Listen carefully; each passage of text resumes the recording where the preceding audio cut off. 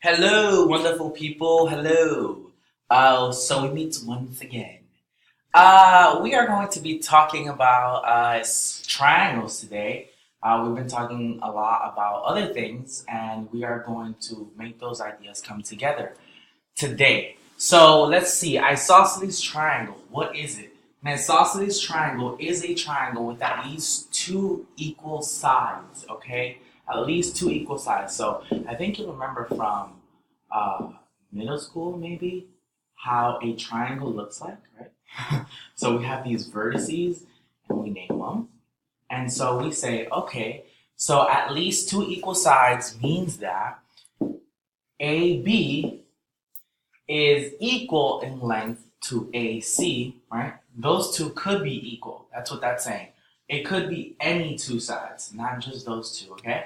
So that's all we're saying. Simple, right? Simple idea. You've seen that before. All right, so now angles of a triangle. So here we read this here as triangle ABC. Triangle ABC. And so that determines our angles, okay? So let's draw a triangle ABC. Let's draw a triangle ABC. So here's A, B, and C. Angle BAC. Remember what I've said before, that the letter in the middle is where the vertex of the angle is, okay? So here's BAC, right? BAC. So here's that angle, BAC. ABC, where's the vertex now? We're gonna arc where? We're gonna arc at B, of course. That's where the middle letter is. That's where the vertex is. Now finally, angle ACB is right here, okay? These are called the angles of the triangle. The angles of the triangle ABC. It's a lot of vocab today, a lot of vocab. And so remember, you need to be writing this on your vocab side of the notebook. So the sum of three angles measure of any triangle is, can anybody tell me? Yes, oh yes, you're right. 180 degrees. So three angles, all the three angles in a triangle add up to 180 degrees. No more, no less. 180 degrees. Now the base, right? The base angles, the angles on the bottom of the triangle of an isosceles triangle. What did we say was isosceles? We said isosceles triangles have equal sides, two sides that are equal. So now that we're saying two angles are also equal. So if we have an isosceles triangle, right, we're saying that these two angles are equal. Now, each angle of an equilateral triangle has a measure of 60 degrees. So again, we have an equilateral triangle. We said an equilateral triangle has all the sides that are equal. Now we're saying that all of the angles are also equal, and we know how much they measure. They measure exactly 60 degrees because what? If we have 60, 60, and 60, then they all add up to 180.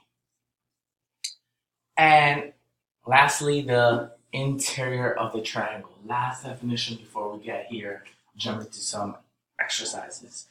So, interior, we know that we have a triangle. The interior is just this region right here, right? So, what happens to this other piece? In any triangle, the measure of the exterior angle, here's an exterior angle, right? There it is equal to the sum of the opposite interior angles. So it's equal to this angle plus this angle, right? It's equal to the opposite interior angles. So if I add these two blue angles here, I'm going to get the red one. These are sometimes known as the remote interior angles, all right? So these blue ones are remote interior. So what do they mean? What do these marks mean? I've been doing them over and over again. But all that means is that they are congruent. Those two sides are congruent. All right? So if these two sides are equal in measure, then what can you tell me about this angle, what can you tell me about this angle and this angle, right? This is a what triangle? It's an isosceles. Make sure you write that down. Isosceles. It's an isosceles triangle. Therefore, the base angles have to be equal. Oh, here we go. We have 68 degrees, right? That's 68 degrees. So then, what is this angle here, right? Yes, yes. All three of them add up to how much? 180. So 68 plus 68 plus, let's call this x, right? Plus x is equal to 180. So what is x then, right? What is x? 68 plus 68 is how much, people? 136 plus x is equal to 180. Subtracting 136 on both sides. So 180 minus 136 is 44. So there we go. This is x is 44. So here we go, 44. Is that the measure of angle B though? It is not the measure of angle B. It is not the measure of angle B.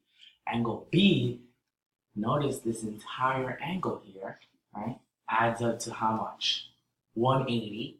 So to solve for B, we gotta do 180. We got 180 minus 44 equals B.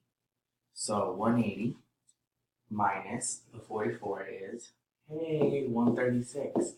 And of course, we knew that that should be the answer because I said beforehand that the exterior angle is the sum of the two opposite angles, is the sum of the remote angles. So if I added these two, I already knew that the exterior angle B was going to be 136. All right? Cool. Lastly, we're going to do the last example here.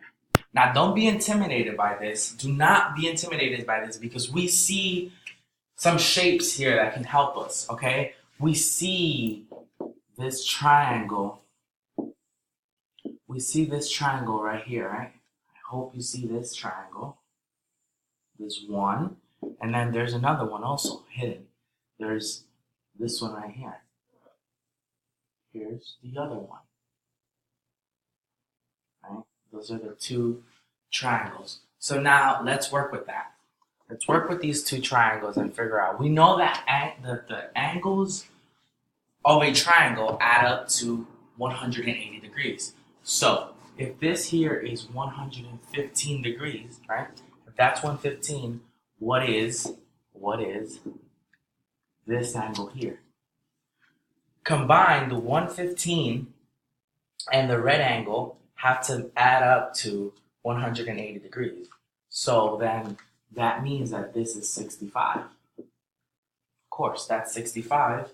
And okay, now that we know that that's 65, what is this piece right here?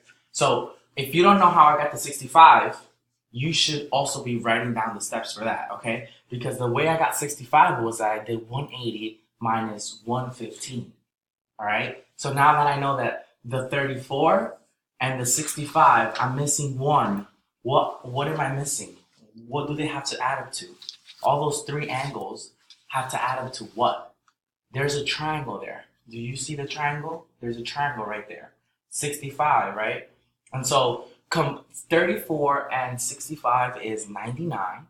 So 34 plus 65 equals 99. So how much am I missing to get to 180, right? I'm missing 81. I'm missing 81 degrees. Okay, great. Now I have 81, 34, and 65. How does that help me?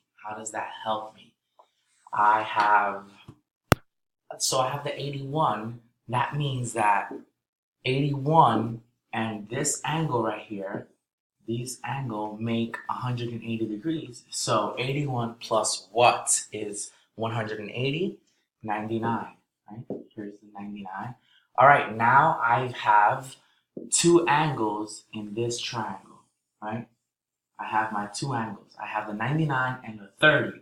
What is E then? If I have 99 and 30, all I have to do is add 99 plus 30, which gives me 129, and then just subtract 180 minus 129, right? And what do we get? 51 degrees. So here we get 51 degrees.